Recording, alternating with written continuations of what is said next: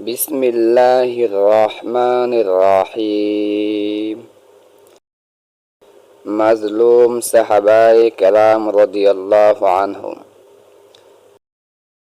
تاریخ شہادت ہے کہ جب نبوت کا آفتاب طلوع ہوا اور اسلام کے اشاعت و تبلیغ کا کام شروع ہوا تو مکے کی غریب اور امیر، غلام اور آقا، جوان اور بوڑھے سب ہی اسلام کے نام سے چونک پڑے اور اپنی آبائی دین کے خلاف ایک نئی دین کی طور و طریق دیکھ کر آنکھ بگولا ہو گئے۔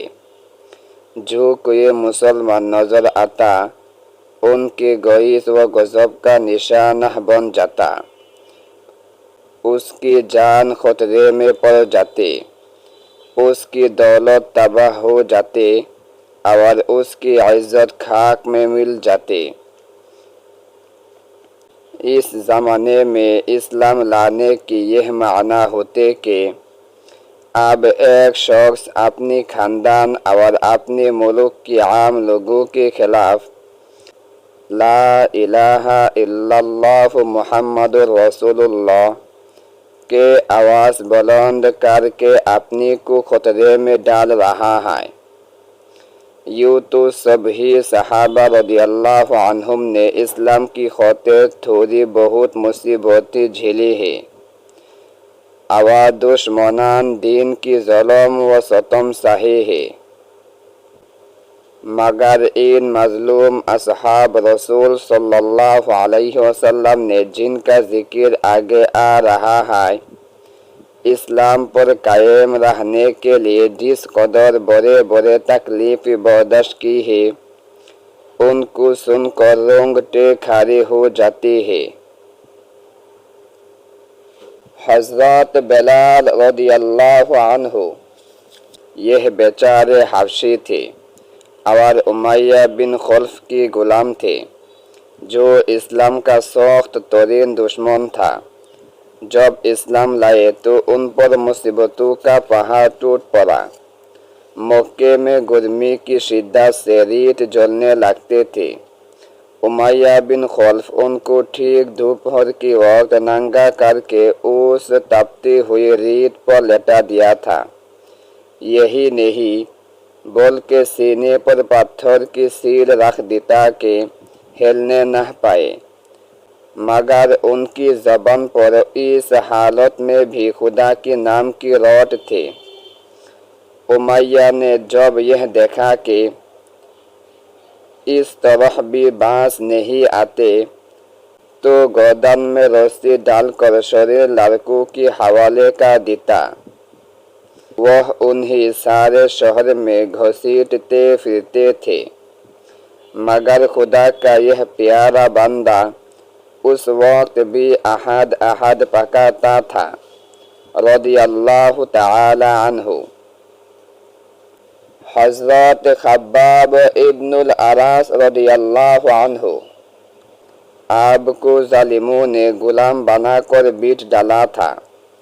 مسلمان ہوئے تو قریش نے انہیں سخت تکلیفیں دی، دھاگتی ہوئی انگاروں پر چیت لٹا دیا اور اس وقت تک نہیں سونا جب تک کوئلے بالکل ٹھنڈے نہ پڑ گئے۔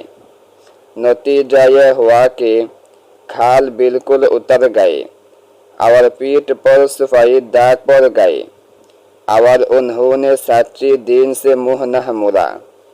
حضرت عمار بن یاسر رضی اللہ عنہ یہ بھی بڑے بہادر انسان تھے۔ مسلمان ہونے کے بعد قریش انہیں گرم ریت پر لٹا تھے اور مارتے مارتے بے ہوش کر دیتے۔ اب کی والدہ حضرت سمیہ رضی اللہ عنہا کو مسلمان ہونے کی یہ سزا ملی کہ ابو جہل نے بڑی بے دردی سے بچہ مار مار کر شہید کر دیا۔ اسی طرح اب کی والد حضرت یاسر رضی اللہ عنہ کو اسلام لانے کی جرم میں اتنی تکلیفیں پہنچائی گئی کہ انہی تکلیفوں کی صدمے سے انتقال کر گئے، مگر حضرت عمار رضی اللہ عنہ ان تمام سختیوں اور مصیبتوں کے باوجود ایک چٹان کی طرح اپنی عقیدے اور نظریے پر جمے رہے۔ حضرت صہیب رضی اللہ عنہ یہ ایک غلام تھے جو مسلمان ہو گئے تھے۔ ان کو پکڑ کر اتنا مارتے تھے کہ ان کے ہوش وحاش جاتے رہتے تھے۔ حضرت ابو فقیہ رضی اللہ عنہ یہ صفوان بن امیہ کے غلام تھے۔ اس بدبخت کو جب آپ کے اسلام لانے کی خبر ہوئی تو ان کی پیر میں رسی باندھ کر لوگوں سے کہا کہ انہیں گھسیٹتے ہوئے لے جائے اور جلتی ہوئی ریت پر لٹا دے۔ ایک دفعہ اس ظلم سے گلا گھونٹا کہ معلوم ہوا کہ دم نکل گیا۔ ایک مرتبہ سینے پر پتھر کی چٹان رکھ دی، یہ اتنی بھاری تھی کہ زبان باہر نکل پڑی۔ رضی اللہ عنہ حضرت زنیرہ رضی اللہ عنہا یہ ایک لونڈی تھی۔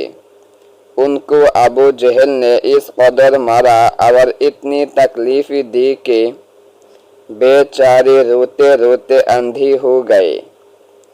اسی طرح حضرت نہدیہ اور حضرت ام عبیس رضی اللہ عنہما دونوں بندیاں تھے۔ اسلام لانے کی وجہ سے انہیں سخت سے سخت تکلیف پہنچائے گئے۔ حضرت ابو بکر رضی اللہ عنہ کو ان مظلوموں پر بہت ترس آیا۔ وہ جب کسی غلام یا لونڈی پر ظلم ہوتے دیکھتے تو ان سے برداشت نہ ہوتا اور بڑے بڑے قیمتوں پر خرید کر انہیں آزاد کر دیتے۔ انہوں نے ان میں سے اکثر کو اسی طرح ان ظالموں کی پنجوں سے نجات دلائی۔ اس ظلم و ستم کا نشانہ ایسے لوگ بھی تھے جن کا شمار شریف اور معزز لوگوں میں تھا۔ چنانچہ حضرت عثمان رضی اللہ عنہ کو خود ان کے چچا نے رسی سے باندھ کر مارا۔ حضرت ابو ذر رضی اللہ عنہ نے کعبہ میں اپنے اسلام لانے کا اعلان کیا تو کافروں نے اتنا مارا کہ وہ بے دم ہو گئے۔ حضرت زبیر رضی اللہ عنہ کو ان کے چچا چٹائی میں لیٹ کر ناک میں دھونے دیتے تھے۔